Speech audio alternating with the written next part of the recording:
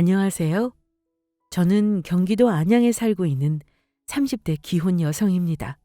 아니, 기혼 여성이었죠. 지금은 이혼을 하게 되었거든요. 세상에 사연 없는 이혼은 없다지만 아마 제 얘기를 들으시면 아니 세상에 무슨 저런 일이 다 있지 하며 놀라실 거예요. 이제는 그때의 일을 웃으면서 이야기할 정도로 시간이 지나버린 이야기지만 당시에는 대체 왜 나한테 이런 일이 생긴 건지 하는 생각을 정말이지 매일같이 했던 것 같습니다. 여러분들은 형제 자매와 사이가 어떠신가요? 흔히들 자식에게 쓰는 말로 눈에 넣어도 아플 것 같지 않다는 표현을 하잖아요. 제게는 바로 눈에 넣어도 아프지 않을 것 같은 언니 하나가 있습니다. 저는 누뚱이로 태어났어요. 그리고 언니는 저보다 6살이 더 많고요. 제가 누뚱이로 태어났던 이유는 다름 아닌 저희 친할머니 때문이었는데요. 옛날 분들이 다 그러시잖아요. 대를 이어야 하니 아들을 낳아야 한다고요. 저희 할머니도 전형적인 옛날 분이셨죠. 언니를 낳은 저희 부모님은 할머니의 장손 타령에 어쩔 수 없이 예정에 없던 가족 계획을 다시 세워야만 했습니다. 하지만 다시 낳은들 그게 아들이란 보장은 없잖아요. 네. 할머니에게는 실망스럽게도 그토록 원하던 손자 대신 또다시 딸인 제가 태어난 거죠. 실망한 할머니의 분노는 극에 달했습니다. 그리고 친손녀인 저를 대놓고 구박하는 걸로 화풀이를 하시고는 했죠. 저게 아들이었으면 얼마나 좋아. 기집애를 키워서 대체 어디다 쓴다니. 시집가면 그냥 남의 식구인데 아무짝에도 쓸모가 없지. 옆집 할망구는 떡두꺼비 같은 손자들 끼고 말년에 아주 그냥 웃음꽃이 폈던데 나는 무슨 죄를 지어서 이날일 때까지 이러고 있는지. 할머니, 선영이한테 그런 말씀 좀 그만하세요. 저한테 하는 걸로도 모자라세요? 지금이야 한 귀를 듣고 한 귀로 흘릴 만한 얘기지만 그때는 어린 마음에 그런 소리를 듣는 날이면 밥도 안 넘어갈 정도로 눈물을 뚝뚝 흘리고는 했습니다. 그런 저를 매번 달래줬던 건 바로 저희 언니였어요. 언니가 저 모양이니 동생도 보고 배운 게 없다며 혼날 때에도 늘 저를 등 뒤에 숨겨줬고요. 그뿐만이 아니었습니다. 또래 친구들과 싸울 때도 제가 실수로 사고를 쳤을 때도 학교에서 부모님 상담을 불렀을 때에도 엄마 대신 든든하게 나타났던 건 언제나 저희 언니였어요. 사실 저희 엄마는 제가 3살 때 돌아가셨습니다. 저를 낳고 나서는 계속 건강이 안 좋으셨거든요. 아빠는 새벽같이 나가 저녁까지 장사를 하시느라 매일이 바빴습니다. 저희 자매가 얼굴 보기도 힘든 분이셨죠. 자연히 저를 먹이고 씻기고 입히고 돌보는 그런 일련의 모든 일들은 모두 언니의 차지가 되었습니다. 할머니는 저희를 구박하기만 바빴지 손 하나 까딱하지 않는 분이셨거든요. 지금 생각해보면 언니도 그때는 어린 나이였는데 구박하는 할머니의 어린 저까지 돌보느라 얼마나 힘들었을까요? 언니, 나중에 커서 내가 평생 언니 행복하게 해줄게. 진짜? 우리 선영이 말만 들어도 언니는 벌써 행복해지네? 빈말 아니야. 내가 성공해서 언니 좋은 집도 사주고 차도 사주고 할 거야.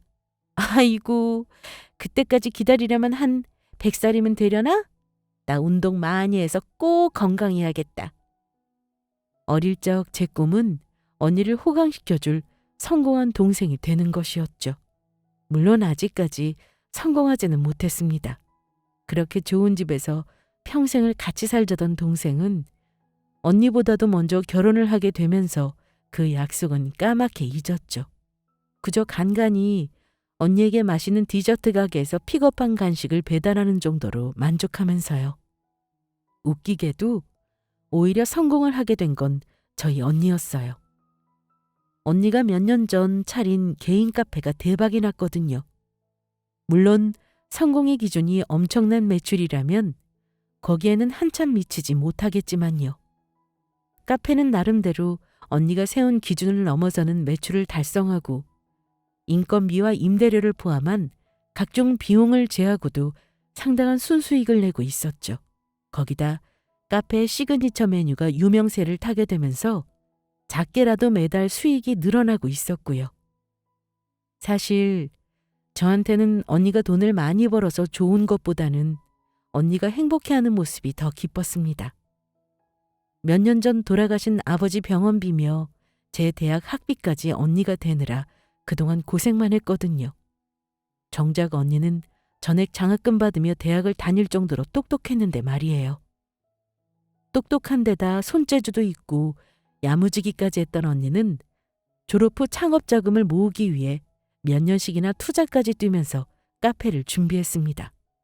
그동안 그 흔한 유행템 한 번 가진 적 없이 입을 것 먹을 것 아껴가면서 돈을 모았죠. 그리고 4년 전에 마침내 카페를 열 수 있게 됐어요. 카페 창업은 정말 운도 따라줘야 한다고 하지만 저는 아직까지도 다 언니의 꼼꼼함과 성실함이 빛을 발한 거라고 생각해요. 언니는 대학 시절부터 내내 유명한 카페들에서 아르바이트를 하면서 경험을 쌓고 전국 카페를 돌면서 컨셉과 시그니처 메뉴를 분석했거든요. 주말이면 저를 태우고 매장 브랜딩을 어떻게 할지, 입지 설정은 어디에 할지 연구하느라 여기저기 돌아다니기 바빴고요. 인테리어도 하나하나 직접 손보면서 구점이요 동선에 바닥재까지 어느 것 하나 언니의 손길이 닿지 않은 곳이 없었어요. 그 모든 지난 날들을 곁에서 지켜보고 묵묵히 뒤에서 응원을 보냈던 저로서는 카페가 점차 성장해 나가는 모습에 행복해하는 언니를 보는 게 저의 기쁨이기도 했습니다. 그리고 이 기쁨이 영원할 줄만 알았어요. 언니의 폰으로 걸려온 그 전화를 받기 전까지는요. 여보세요? 언니? 네, 여기 안양 동선경찰서인데요. 조아영 씨 동생분 맞으신가요? 네, 맞습니다. 제가 조아영 씨 동생인데요. 조아영 씨가 교통사고가 나셔서요. 지금 119 구급대가 조아영 씨를 싣고 병원 응급실로 가고 있어서 보호자분께 연락드리는 겁니다. 하늘이 무너진다는 말이 이럴 때 쓰는 말이겠죠. 그 전화를 받고 저는 다리가 풀려 자리에 주저앉고 말았습니다. 그 뒤로 전화기에서 다급하게 저를 부르는 소리가 들렸지만 한동안 아무 말도 귀에 들려오지 않았어요. 숨이 막히는 느낌에 가슴을 치다 겨우 정신을 차려 거기가 어디냐고 물을 수 있었죠. 그 길로 택시를 잡아 타고 경찰이 알려주는 병원으로 달려갔습니다. 그리고 병원에 도착하자마자 의사가 내미는 수술 동의서에 사인을 했고 수술실 밖에서 한참을 응급 대수술에 들어간 언니를 기다렸어요. 카페 근처 교차로에서 출근을 하던 언니를 친 것은 20대 운전자가 모는 음주운전 차량이었습니다. 보행로 난간을 뚫고 돌진해 횡단보도 신호를 기다리고 있던 저희 언니를 덮쳤다고 합니다. 언니 말고도 곁에 있던 학생 한 명도 함께 사고가 났고요. 근데 그거 아세요? 죄 없는 두 사람을 하루아침에 병원 신세로 만든 그 음주운전 가해자는 오히려 약간의 타박상 말고는 다신 곳 없이 멀쩡하다더라고요. 세상은 절대 저희의 기대만큼 공평하지가 않더라고요. 장시간에 걸친 대수술이 끝난 후 의사가 전해온 결과는 참혹했습니다. 다행히 수술은 성공적이었지만 사고 당시 강한 외부 압력에 의한 다발성 골절 및 간 파열로 인한 과다출혈로 의식불명 상태였고 깨어날 수 있을지 여부는 지켜봐야 한다는 것이었습니다. 하늘이 무너질 것 같은 소식이었어요. 언니, 제발 일어나. 집에 가야지. 여기서 왜 이러고 있어? 수술실에서 나와 중환자실로 옮겨진 언니의 몸은 차마 눈뜨고 보기 힘들 만큼 만신창이었습니다. 인공호흡기를 달고 시체처럼 누워있는 언니의 손을 잡고 있는데 이 상황이 믿기지가 않아 눈물도 나지 않더라고요. 중환자실 면회 시간은 하루 20분으로 제한되어 있어 그나마도 오래 지켜볼 수조차 없었습니다. 사흘이 지나자 언니는 다행히 자발호흡이 가능해져 인공호흡기를 제거했고 일반실로 옮기게 되었습니다. 그때부터 저는 간병인과 밤낮으로 교대하며 언니의 곁을 지켰습니다. 의식이 없더라도 환자에게 말을 걸어주는 것이 도움이 된다고 하여 옆에서 내내 이야기를 건넸고요. 다행히 일단 고비를 넘기자 빠르게 상태는 안정되기 시작했지만 여전히 언니의 의식은 돌아오지 않았습니다. 의사는 우선 계속 지켜보자는 말로 저를 다독였지만 이 상태가 계속된다면 쉽지 않다는 말도 덧붙였습니다. 이대로 언니가 깨어나지 못하는 건 아닌지 저는 너무 초조해서 밥도 넘어가지 않을 지경이었어요. 하루하루가 그야말로 지옥 같았죠. 그리고 교통사고 발생한 지도 일주일이 지날 무렵 정말 기가 막히는 일이 생겼습니다. 아가, 너 지금 어디니? 어머님, 저 언니 병원 가는 중인데 이 시간에 무슨 일이세요? 내가 너한테 할 말이 있어서 좀 만나야겠구나. 병원에 가는 길이라니 내가 그리로 가마? 모처럼 집에 들러 제 옷가지를 좀 챙겨서 언니가 있는 병원으로 가고 있는데 평소에 연락도 잘 없으시던 시어머니에게서 전화가 오는 겁니다. 남편을 통해 저희 언니가 사고 난 소식을 들으셨을 수도 있겠다 싶었죠. 조금 갑작스럽기는 했지만요. 병원에 도착하고 얼마 지나지 않아 시어머니 도착 소식에 1층 로비에 있는 카페로 내려갔습니다. 언니, 이쪽이에요? 어머님, 여기까지 어쩐 일이세요? 아가씨도 오시고. 시어머니 옆에는 명절이나 겨우 얼굴을 볼까 말까한 시누이도 함께였습니다. 그래, 현우한테 소식 들었다. 사돈 처녀는 좀 어떠니? 그러셨구나. 언니는 수술은 잘 끝났고 일반실에서 회복 중이에요. 그런데 아직 의식이 없어서 기다리고 있는 상태고요. 아이고, 아직 나이도 젊은데 앞길이 창창인데 어떡하니 정말. 새언니, 많이 힘들죠? 너무 걱정 말아요. 수술은 잘 됐다니 곧 깨어나시겠죠? 솔직히 좀 뜻밖이었습니다. 그간 시댁 식구들과는 적당히 가깝고도 먼 사이로 지냈거든요. 물론 처음부터 그랬던 건 아니었어요. 몇 년 전 암으로 돌아가신 시아버지 간병을 제가 도맡아 할 때까지만 해도 시댁 식구들과의 관계는 정말 좋았어요. 그걸 왜 제가 했냐고요? 그댁 아드님은 회사 다니느라 바쁘다시고 이댁 따님은 금이야 오기야 키운 데다 철까지 없어서 병수발처럼 힘든 일은 하기가 어려울 것 같다고 했거든요. 본인 아버지임에도 불구하고. 그리고 시어머니는 당신도 기운도 없고 혈압이 높아서 노친네 간병하다가는 같이 쓰러질 것 같다고 호소했고요. 그럼 간병인을 쓰자는 제 말에 놀고 있는 사람이 있는데 그래도 가족이 봐주는 게 제일 좋지 않냐며 제 등을 떠밀더라고요. 참고로 저는 놀고 있는 게 아니고 재택근무로 일하는 프리랜서였습니다. 그래도 그때까지는 식구들과 교류도 잦았고 사이도 좋았던 편이라 제가 떠맡아야 하는데 큰 불만은 없었습니다. 가족이라는 게 아플 때 서로 돕는 게 맞다고도 생각했고요. 문제는 그 뒤에 제가 아기를 낳고 면역력 저하로 대상포진에 심하게 왔을 때였어요. 남편이 해외 장기 출장 중이라 출산 중에도 제 옆을 지키지를 못했거든요. 몸도 몸이지만 혼자 있는데 대상포진까지 오니까 정말 너무 힘들어서 멘탈이 다 나갈 것 같더라고요. 그때 저는 시댁 식구들이 제 간병은 못하더라도 아기는 봐주지 않을까 싶었어요. 그런데 이게 웬걸. 시어머니고 시누이고 얼굴 한번 비추지를 않더라고요. 아기는 결국 저희 언니가 와서 제가 회복할 때까지 봐줬고요. 물론 제가 아기를 낳을 때 낳고 나서 그 모든 순간 내내 옆에 있었던 것도 언니였죠. 전 그때 깨달았어요. 아, 시댁 식구는 그냥 남이구나. 사람 마음이란 게 꼭 가는 만큼 오는 것도 아니구나. 난 그저 자기들 필요할 때만 부려먹는 종이구나.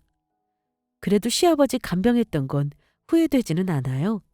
그나마 살아생전 저를 딸처럼 예뻐해 주셔서 마지막 효도를 했다고 생각했죠. 이런 히스토리가 있는데 이제 와서 갑자기 찾아와 잘해준다는 게 이상할 수밖에 없지 않겠어요? 제가 그런 생각을 하고 있을 때 시어머니는 시누이에게 손짓해서 바리바리 싸들고 온 보따리들을 풀었어요. 내가 집에서 반찬 좀 해왔다. 원래 누워있는 사람보다 간병하는 사람이 더 힘들다더라. 너도 잘 챙겨 먹어야 해? 아니, 뭘 이렇게 많이... 이걸 어머님이 다 하셨어요? 이게 뭐 별일이라고. 그리고 나 혼자 한 거 아니야. 현지 얘도 옆에서 같이 거들었어.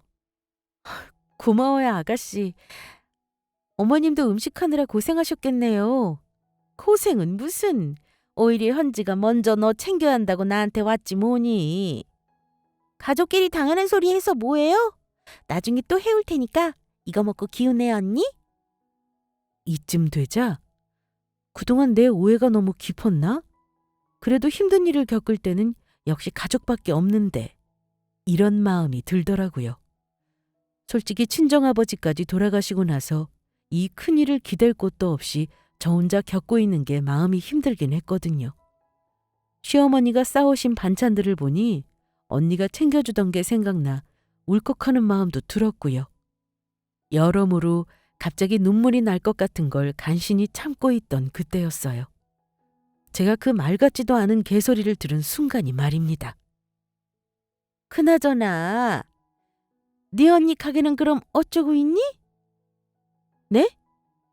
언니가 저러고 있으니 카페는 문을 닫았냐는 말이야. 아, 언니 카페는 일단 알바들이 연장 근무하고 야간에는 문을 닫고 있어요. 우선 사람을 더 뽑을까 싶은데 아직 정신이 없어서 거기까지 못했고요. 그러니? 네, 언니가 깨어나면 상의하려고 했는데 일단 급한 대로 제가 결정을 해야 할 것 같아요. 이 마당에 갑자기 언니 가게 사정을 물어보시는 게 좀 뜬금없었지만 뭐 나올 수도 있는 얘기라 생각해서 일단의 계획을 말씀드렸죠. 하긴 월세도 그렇고 인건비도 나갈 텐데 아깝게 가게를 놀리고 있을 순 없잖니. 네, 그리고 당장 문 닫는 것도 길게 보면 매출에 타격이라서요.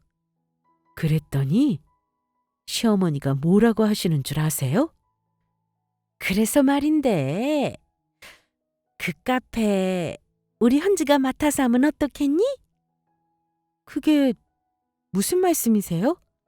현지가 마침 그 뭐냐 바리스타 자격증도 있고 얘가 카페 차리려고 준비하고 있던 거 너도 알잖니. 시누이가 카페를 알아보고 있었다는 건 전혀 금시초문이었어요. 궁금하지도 않았고 알아도 달라질 건 없었겠지만요. 어이가 없어서 잠자코 듣고만 있었더니 시어머니는 다급한 목소리로 말을 덧붙였어요. 네 언니가 언제 깨어날지도 모르는 거고 솔직히 깨어난다고 해도 회복해서 예전처럼 정상적으로 거동하려면 시일이 걸릴 텐데 그게 몇 달이 될지 몇 년이 될지 모르는 거잖니? 아주 그냥 저주를 퍼부으라 싶더라고요. 이 꼭두 새벽부터 병원까지 와서 한다는 소리가 결국은 언니의 카페를 내놓으라는 소리였어요. 그것도 언니가 사경을 헤매고 있는 이 순간에요. 전 흐르는 피가 식는 것 같은 기분이 들었습니다. 장사라는 게 알바생이 있어도 사장이 지키고 있는 거랑은 딴판으로 달라. 너희 시외삼촌도 브런치 카페인지 뭔자다가 말아먹은 거 너도 알지? 그게 다 자기가 가게 지킬 생각은 안 하고 밖으로 나돌면서 남한테 맡겨서 그래. 알바가 아무리 잘 봐준다고 해도 결국은 생판 남이잖니. 맞아요. 원래 사장이 감시하고 있어야 일하는 사람들도 딴 생각을 안 하는 거라고요. 아무래도 카페는 오래 비워야 할 것 같은데 거기가 장사도 잘 된다며? 남한테 넘겨주느니 우리가 계속 맡아서 하면 좋지 않겠니? 돈 주고 사려는 거지 공짜로 달라는 거 아니니까 너도 오해는 하지 말고. 그나저나 거기 근처 시세가 얼마쯤 하더라? 그러면서 카페 양도 권리금이라고 제시한 가격은 정말 기도 안 차는 금액이었습니다. 카페를 팔 생각도 없는 사람한테 내놓으라고 올 거면 적어도 납득이 가는 금액을 불러야 하는 게 맞지 않나요? 물론 억만금을 준다고 해도 언니가 저 카페를 팔 이유가 없었지만요. 저 카페는 언니의 꿈이자 인생인데 그 분신 같은 곳을 그것도 당사자도 아닌 동생인 제가 마음대로 넘긴다는 게 말이 되냐고요. 그리고 카페를 넘길 생각이 없는 또 한 가지 이유는 따로 있었습니다. 그건 바로 시어머니 아들인 제 남편이었어요.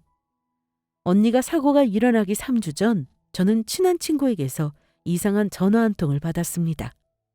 야, 너 혹시 지금 제주도에 있어? 내가 제주도겠냐고. 집에 틀어박혀서 종일 작업하고 틈남은 집안일에 육아하느라 집 앞도 못 나가본 지가 한참이다. 갑자기 제주도는 왜?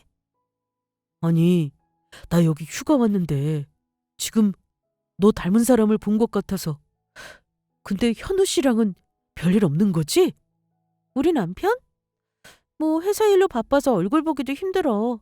평일에도 야근하고 요즘 주말에도 출근하신다? 에이, 출장은 또 얼마나 많은지. 너희 신랑은 많이 안 바빠? 친구 신랑은 저희 남편과 같은 회사에 다니고 있었어요. 저와 친구가 워낙 어릴 때부터 친했던 사이라 자연스럽게 남편들끼리도 식사 자리에서 몇 번 만난 적이 있었죠. 제주도까지는 바라지도 않으니까 집 앞 산책로라도 좀 나가보고 싶다며 웃었는데 친구의 반응이 좀 이상했어요. 뭔가 할 말이 있는 눈치였죠. 무슨 고민이라도 있나 싶어 재촉했더니 돌아가서 얘기하자고 하고는 황급히 전화를 끊더라고요. 그리고 이틀 뒤 만난 친구가 믿기지도 않는 얘기를 전해왔습니다. 사실은 제주도에서 우연히 저희 남편을 봤었는데 어떤 여자와 같이 있더라고요. 그 여자는 뒷모습만 스치듯 본 터라 긴가민가 했다고요. 친구가 본인 남편에게 그 얘기를 했더니 남편이 굳은 얼굴로 한숨을 내쉬며 얘기하더랍니다.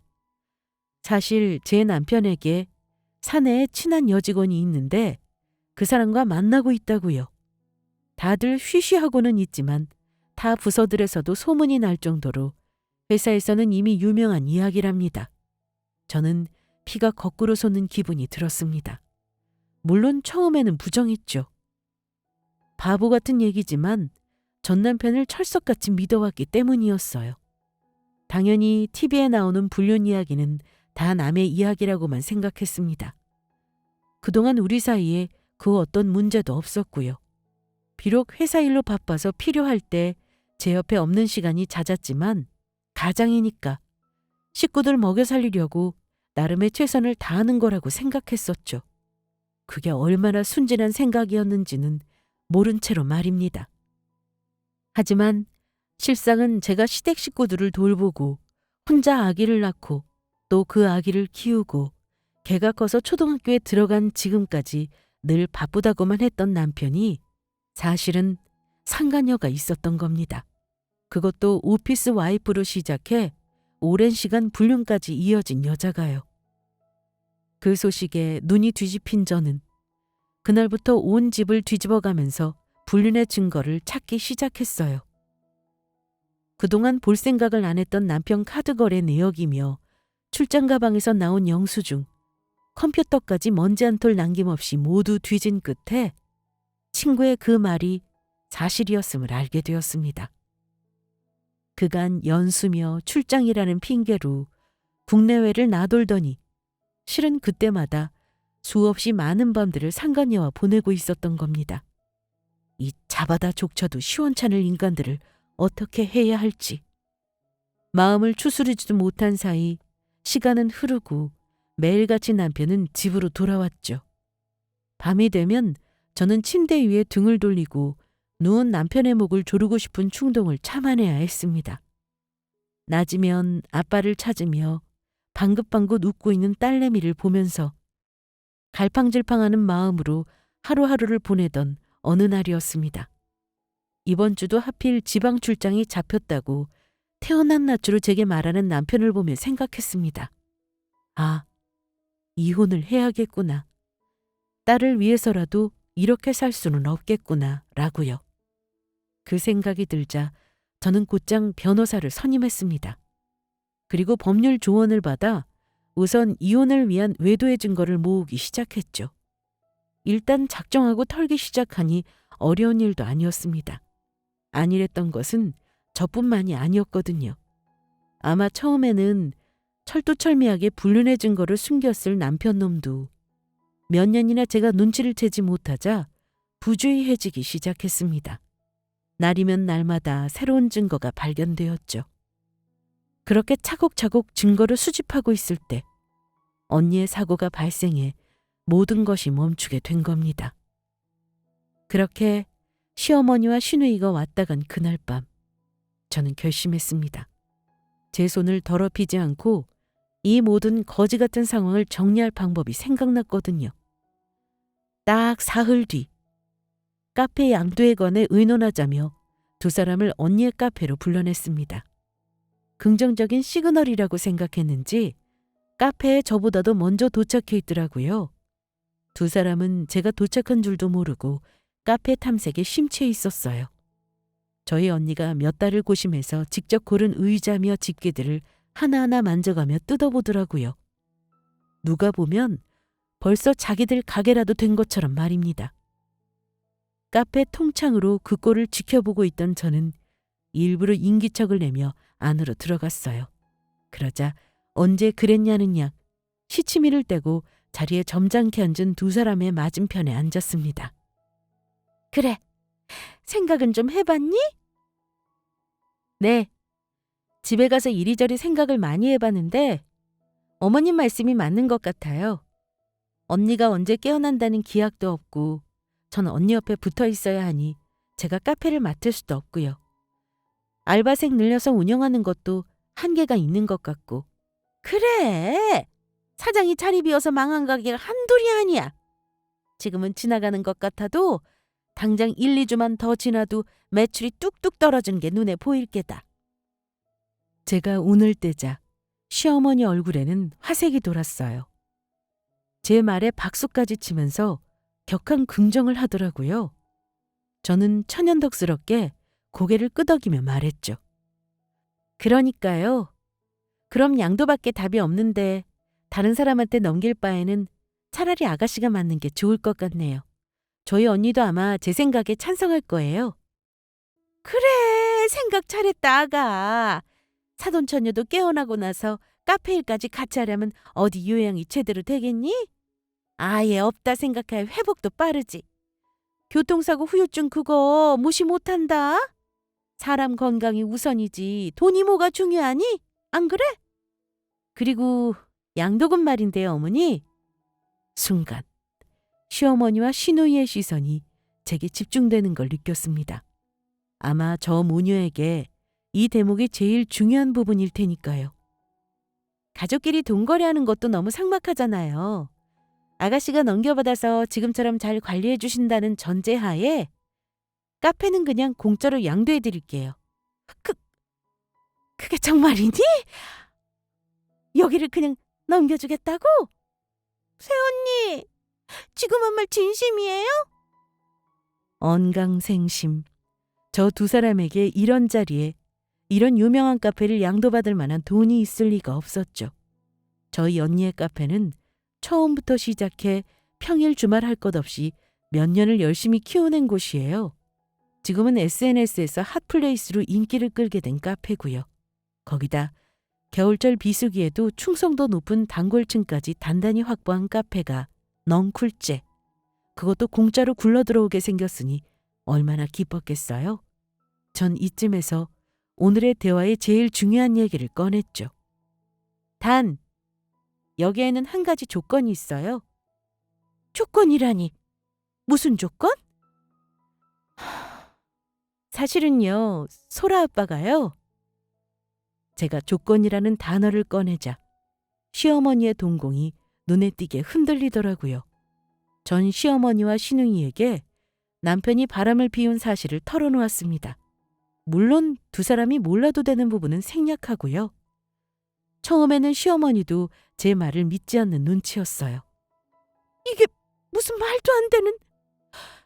네가 뭔가 오해한 거 아니니? 그냥 회사 동료 아니야? 어머님, 제가 증거도 없이 이런 말씀을 드렸겠어요? 몇 번이나 확인했는데 확실해요. 제가 모았던 증거 사진 몇 장을 보여주자 결국 두 사람도 인정하지 않을 수가 없었습니다. 아니, 걔 정말 정신이 어떻게 된 거 아니라니? 집에 있는 와이프 생각도 안 하고 바람을 피워? 그것도 집에 딸 자식까지 있는 놈이. 오빠 정말 미친 거 아니에요? 아니 어떻게 소라랑 새언니를 두고. 아가, 아마 현우도 잠깐 정신이 나가서 그랬을 게다. 남자들 살다 보면 한 번씩 한눈 파는 거 생각보다 흔한 일이라더라. 네가 딱 이번 한 번만 이해하고 넘어가주면. 아니야 어머니? 저 그냥 넘어갈 생각 없어요. 이렇게 넘어가면 저 사람 정신 못 차려요. 그렇다고 제가 얘기한다고 해서 그 여자랑 헤어질지도 모르겠고요. 저는 시어머니의 손을 잡으며 슬픈 얼굴로 말을 이었죠. 그러니까 어머님이 소라 아빠 좀 만나셔서 따끔하게 야단 좀 쳐주세요. 현우 씨가 워낙 효자니까 어머님이 말씀하시면 바로 알아듣지 않겠어요? 예, 걱정 마라. 유부남 꼬셔낸 그 정신 나간 여자애도 내가 싹 정리해 줄 테니까.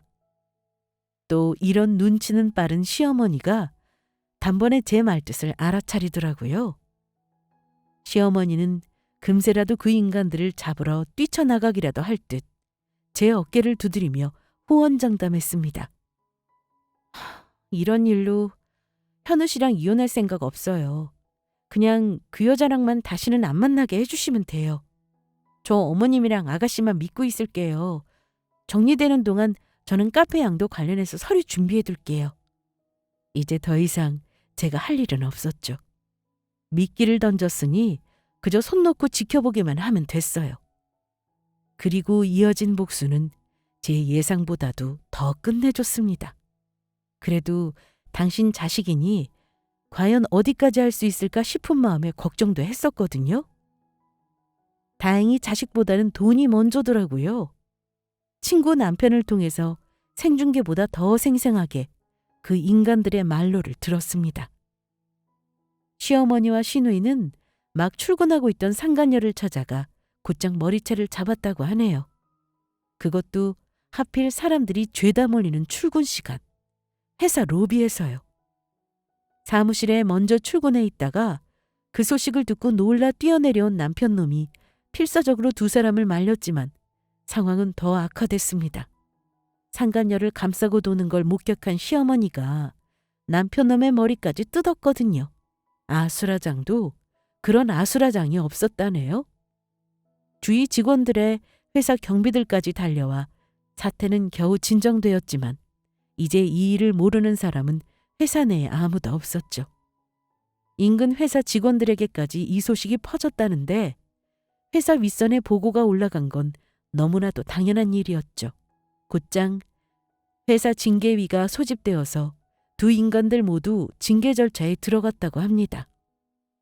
속이 시원했어요. 제가 가서 난리를 쳤다면 오히려 역고소 같은 법적 문제가 생길 수도 있었거든요. 하지만 본인 가족이 그 난리를 친 거니 어디 가서 고소도 못할 테고 지금 좀 아주 열받아서 죽을 맛이겠죠. 나중에 그 인간은 상간녀와 정리하겠다고 어머니께 싹싹 빌었다고 하네요. 별로 믿기지는 않는 얘기지만요. 저는 다 정리됐다며 연락한 시어머니와 시누이를 카페로 불러냈어요. 두 사람은 곧 이 카페가 굴러 들어온다는 사실 때문인지 잔뜩 상기된 얼굴로 나타났습니다. 내가 단단히 타일렀으니 현도 이젠 정신 차렸을 게다. 그 여자도 낯짝 있으면 다시는 들러붙을 생각 못할 거고. 맞아요. 우리가 아주 얼굴 들고 다니기 힘들게 뒤집어놨거든요. 새언니도 직접 봤으면 속이 시원했을 거예요. 두 분 다 고생 많으셨어요. 진짜 제가 그 장면을 못 본 게 한이네요. 그래도 덕분에 어제는 모처럼 두 발 뻗고 잤지 뭐예요. 참, 그리고 어제 저희 언니가 깨어났거든요. 이게 다 두 분이 걱정 많이 해주신 덕분인 것 같아요. 정말 다행이죠. 그 말을 들은 두 사람의 얼굴이 정말 볼만했습니다. 어쩌면 이렇게 예상을 벗어나지를 않는지 기뻐하는 기색은 하나도 없고 혹시라도 제가 카페 양도를 번복하기로다 할까봐 안절부절하더라고요.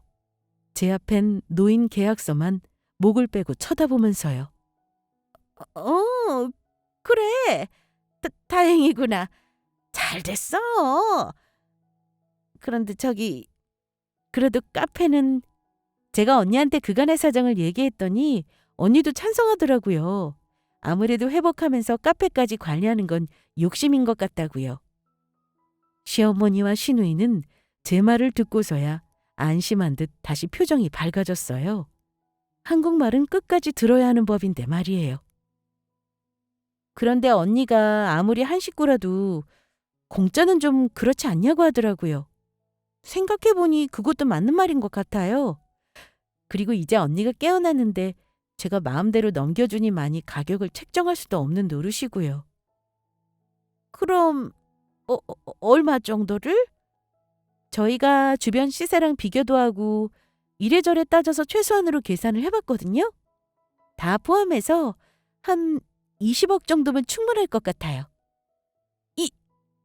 20억이라고? 너 제정신이니? 언니, 미쳤어요? 두 사람은 입을 다물지를 못하더라고요. 기껏해야 성의 표시로 푼돈 좀 던져주고 가져가려고 했었는데 제 입에서 생각지도 못했던 금액이 나왔기 때문이죠. 시어머니는 손까지 부들부들 떨면서 제게 삿대질을 했어요. 너 네가 분명히 그 여자 정리시키면 이 카페 공짜로 주겠다고 했잖아. 어머, 얘 이제 와서 말 바꾸는 것 좀 봐. 내 두 귀로 똑똑히 들었는데. 현지 너도 들었잖아. 저는 한번 생각해 볼 수도 있다고 말씀드린 거죠. 그렇다고 저희가 법적으로 계약을 하기로 했어요. 뭐랬어요? 얘 왜 이렇게 경우가 없니? 우리한테 이러고도 괜찮을 것 같아? 네 남편이 이 사실을 알면 가만 안 있을 거다. 너 이러고도 우리 현우 얼굴 볼 생각이야? 돈에 눈이 멀어서 회사까지 찾아가 자기 아들 개망신 줄 때는 언제고 이제 와서 아들 앞세워 저를 협박하는 게 웃기지도 않았어요. 자기 아들 자기 한탄에 귀하지 처자식 놔두고 바람 피운 놈을 제가 눈치까지 보며 같이 살 거라고 생각하는 게 어이가 없었죠. 쥐까짓 게 가만 안 있으면 어쩌게요? 뭐라고? 그리고 제가 이혼까지는 안 하려고 했거든요. 근데 생각해보니까 제가 비위가 약해서 도저히 안 되겠어요. 그 여자 말고도 누구랑 놀아놨을지도 모르는데 어떻게 한 집에 살아요. 그냥 어머님이 데리고 사세요. 그 길로 카페를 나오는데 자꾸 웃음이 나오더라고요. 한동안 길 모퉁이에 서서 미친 사람처럼 얼마나 웃었는지를 모릅니다. 그리고 전 바로 이혼 준비를 시작했어요.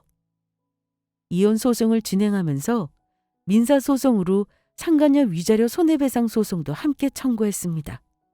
이 와중에도 남편 놈이 이혼만은 죽어도 안 된다고 매달리기에 결국 소송으로 가야 했거든요. 이혼할 배짱도 생각도 없으면서 대체 바람은 왜 피운 건지 모르겠더라고요.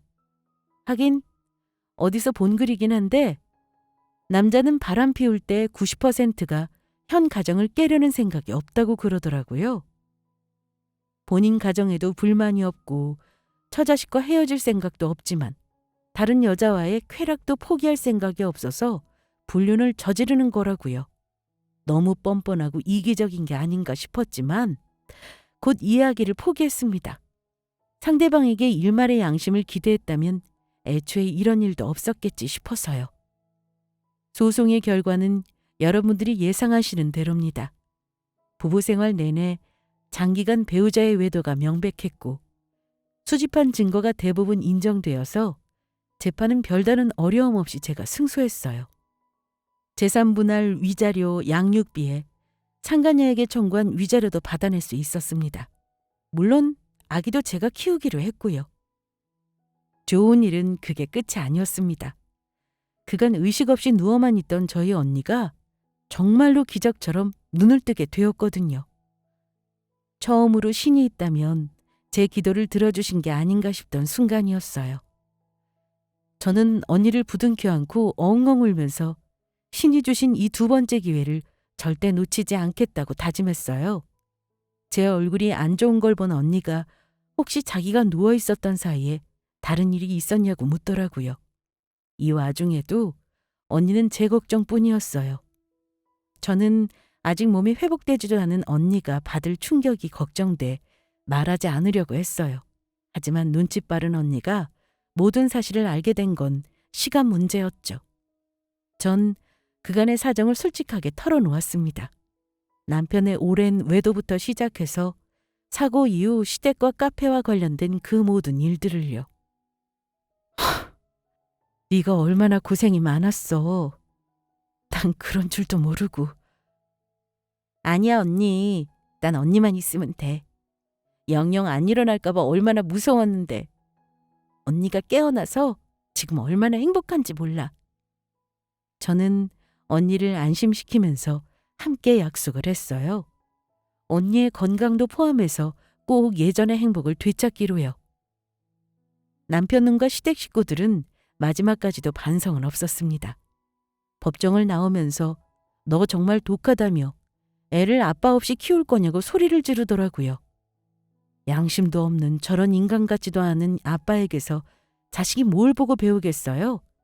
오히려 애를 위해서라도 헤어지길 잘했다는 생각이 더 확고해지는 계기가 되었습니다. 모든 소송과 서류 정리가 다 마무리된 지도 벌써 1년이 흘렀네요. 전 제 딸과 함께 원래 살던 동네를 떠나 언니 집 옆에 아파트를 얻었어요. 조금 작긴 해도 딸과 둘이서 살기에는 충분한 집이었죠. 다른 것보다도 아이가 새로운 환경에 잘 적응할 수 있을까가 제일 걱정스러운 부분이었어요.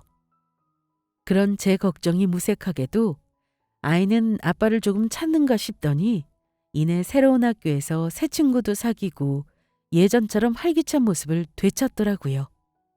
아빠와 함께 살자는 이유에 대해서도 아이가 납득할 수 있는 나이가 되면 천천히 설명해 줄 생각입니다. 그동안 저는 재택 업무로 하던 일은 잠시 그만두고 언니를 도와 카페에서 일을 하고 있습니다. 아무래도 예전만큼 언니 혼자 도맡아 일을 하기에는 어려움이 있었거든요. 아무래도 제가 있는 시간 동안에는 언니가 마음 놓고 병원을 다니며 재활도 하고 운동도 할 수 있으니까요. 저도 그 편이 훨씬 마음이 놓였고요. 다행히 파열이 심했던 언니의 간 기능은 빠르게 정상으로 돌아오고 있습니다. 여기저기 부러졌던 뼈들도 잘 붙으면서 회복되고 있었고요.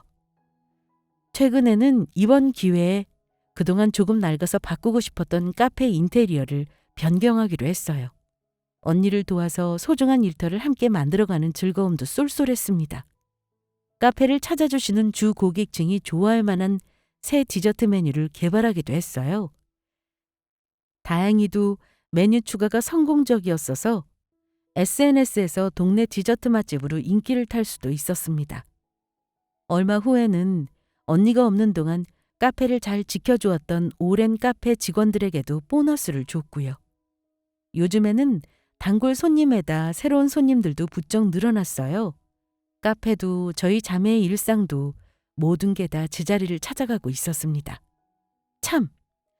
전 남편과 상간녀, 그 인간들은 어떻게 됐냐고요? 소송과는 별개로 전 남편과 상간녀는 회사에서 징계가 떨어졌어요. 소문이라는 게 사람을 살리기도 하고 또 죽이기도 하잖아요. 사람들의 눈총을 견디지 못하고 결국 상간녀는 퇴사를 하게 됐어요. 전 남편 놈은 징계성 보직 발령으로 어디 지방으로 내려가게 되었어요. 친구 남편 말이 아마 본사로는 한참 동안 돌아올 수 없을 거라고 하더라고요. 혹시 돌아오게 되더라도 앞으로 승진은 물 건너간 거나 다름없다고요. 지인을 통해서 시댁 식구들의 소식도 들을 수 있었습니다. 결국은 어떻게든 카페를 하겠다고 설쳐서 먼 친척이 한다는 카페를 양도받기는 했더라고요. 그런데 금방 본전을 뽑을 수 있을 거라던 친척의 말이랑은 달랐던 거죠. 그 친척이라는 사람 입장에서는 그간 높은 권리금 때문에 팔지도 못하고 가지고 있던 애물단지를 처리해 준 거나 마찬가지였어요. 요즘 프랜차이즈 카페며 개인 카페가 우후죽순 생기면서 망하는 카페도 엄청나게 늘었잖아요. 그 나이 먹도록 일은커녕 변변찮은 아르바이트 한번 해본 적 없이 놀기만 하던 신우이라 세상 물정을 모르는 것도 당연했어요. 카페가 있다는 장소도 들었는데 언니 말로는 제로섬 게임이나 마찬가지인 상권이라고 하더라고요. 철저하고 지독하게 준비해도 결국 운이 따르지 않아서 망하게 되는 게 자영업이라는데 아무런 준비도 생각도 없이 카페를 하겠다고 뛰어들었으니 이상한 일도 아니었죠. 아는 사람이 더 무섭다더니 다만 친척한테도 사기를 당했다는 게 아이러니하더라고요. 시어머니와 시누이의 과욕이 불러온 결과겠죠? 부부는 무촌이라잖아요. 누구보다 가깝게 지내서 영촌이지만 헤어지게 되면 바로 남이 되기 때문에 무촌이기도 하고요. 그 부부 사이의 신뢰는 거울과 같아서 한번 금이 가기 시작하면 무슨 짓을 하더라도 다시 붙이기란 어려운 일입니다. 평생 서로만을 사랑하고 그리고 적어도 신의를 지키며 살겠다고 맹세한 결혼식 날의 그 약속을 죽을 때까지 지키면서 사는 부부는 얼마나 될까요? 평생을 살면서 둘이서 별의별 일도 다 겪게 될 테고요. 꼭 부부 사이의 문제가 아니라도 그것 때문에 생긴 갈등으로 멀어지는 경우도 있을 테고요. 오늘 낮에 참석한 친지의 결혼식에서 저는 문득 저런 생각을 했습니다. 하지만 한 가지 확실한 것은 그럼에도 불구하고 변함없이 서로만을 바라보며 평생을 살아가는 행복한 부부도 있다는 겁니다. 저는 비록 제 잘못이 아닌 이유로 그 결혼에 실패하게 되었지만요. 하지만 한 점의 후회도 없습니다. 외도인 줄 몰랐던 그 시절에도 늘 집을 비우던 남편의 뒷모습만 바라보며 기다리던 그때보다 지금이 더 행복하거든요. 그리고 이번 일을 계기로 역시 어려울 때나 기쁠 때나 한결같이 제 편이 되어주는 건 가족밖에 없다는 생각을 했습니다. 하지만 이 사연을 듣고 계시는 여러분들은 저와 같은 굴곡 없이 평안한 가정 속에서 행복하시기만을 바랄게요. 감사합니다.